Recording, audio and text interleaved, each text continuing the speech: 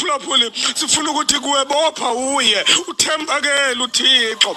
Intsaba ezo zikhona zona kodwa amandla azo awana kulingana namandla kaThixo okuthweleyo kwathi kwabangoku. Kuyilonto sithi kuwe ngena, ufanele ukungena. Ngena ngoba uthanda kube njalo usombawo. Mphulaphuli ungoyiki kodwa uba uThixo ungakuthi usinonelele uthembakele usisa kwelo lizwe. Abantu kwethu lamazwi aphulula inyembezi esula ebuyisela ukholo. uThixo kakade ungakuthi imeko zona abantu kwethu zingavumi. Khangela lapha kaloku ukholo kukholosa kwizinto ongena kuzibona ngeliso lenyama.